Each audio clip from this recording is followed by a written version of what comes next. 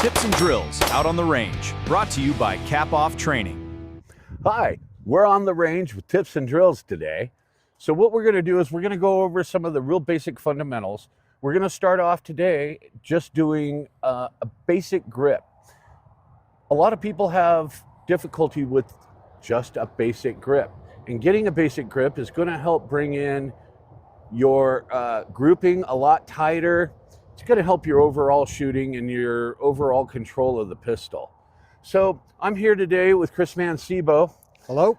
And we're going to go over just some of the do's and some of the don'ts. We're going to share with you some of the things that we see very commonly, and we're going to show you some of the things that we'd like to see happen that aren't happening as often as they should. So, well, first off, always using the training pistols, never safety first, safety first. So we're going to show with Chris here. Chris is going to demonstrate some of the things that we see out on the range as one of the probably not better things to see. So Chris, go ahead and show us some of the things that we're seeing on a regular. So we see a lot of thumbs coming up on the slide, whether it's the front or rear. Fingers being up on the trigger guard, a lot. Cupping, thumbs coming up,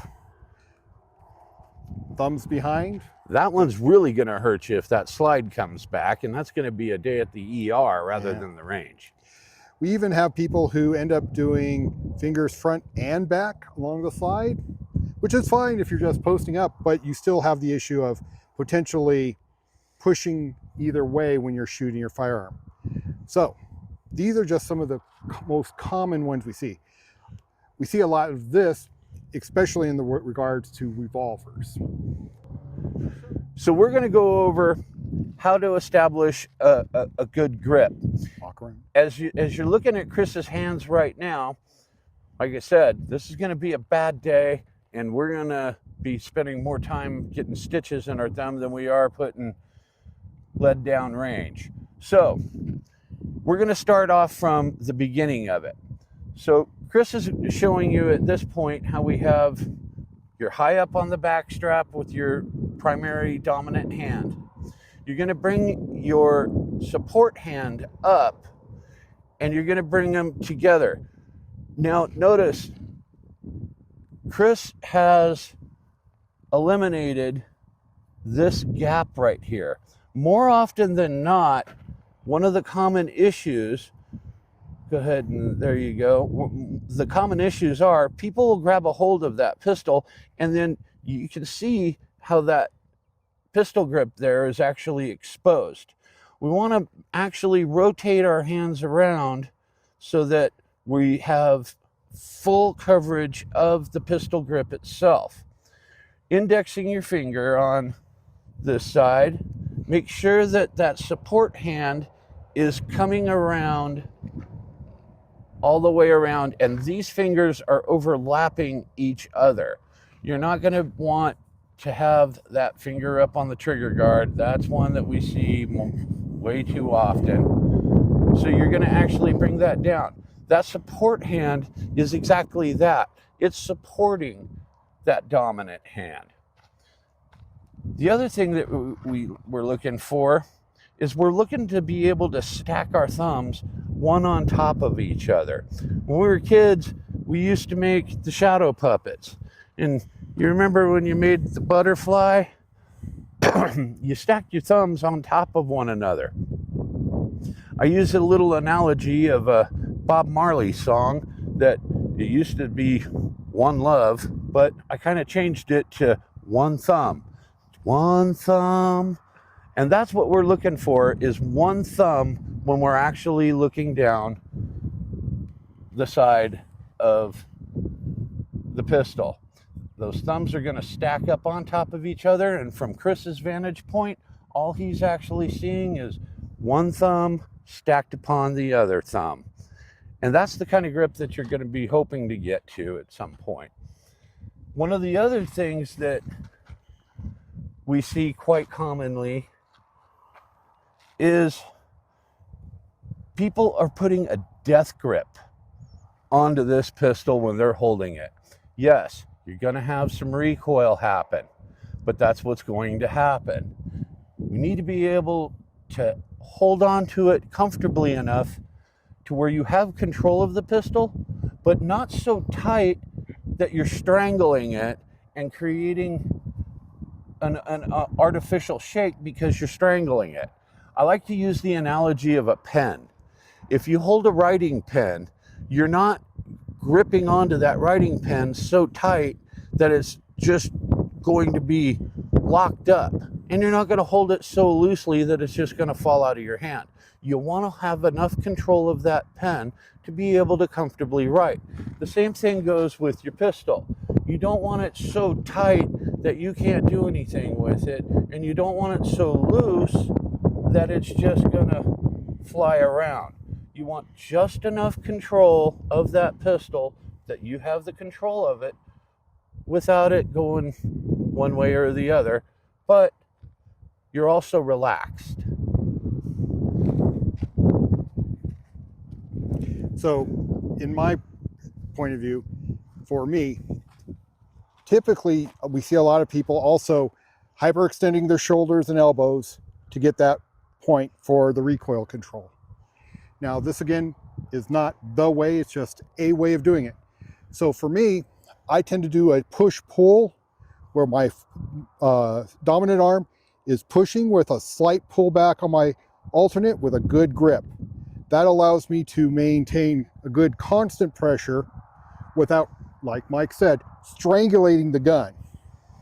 Because the more you put tension into your hands, wrists, shoulders, and everything, the less you're going to have control, and the more tired you're going to get in a shorter amount of time, because you're stressing your system in something you should be able to do in a calm, collected, breathing ability, so that you can focus on what you're doing and not over torquing your body so you can't perform correctly. It's a matter of practice. Muscle memory is a lot of this for your aim. It is also a lot for how you get a good grip, and we'll talk about more about your sight pictures in regards to that as well. Great point, Chris. Now we're going to talk also about different ways of being able to establish a good grip. Like Chris just said, there is no the way, it's just a way.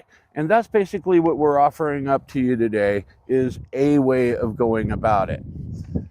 Once again, when I look down, all we're looking at is one thumb on that stack together and getting a good sight picture. One of the other instructors that I've seen over the years, he likes to have that one thumb up into the air, leaving the other thumb along the rail, but bringing that one thumb up into the air, and uses that as to kind of help with a guide with the natural aiming of the pistol.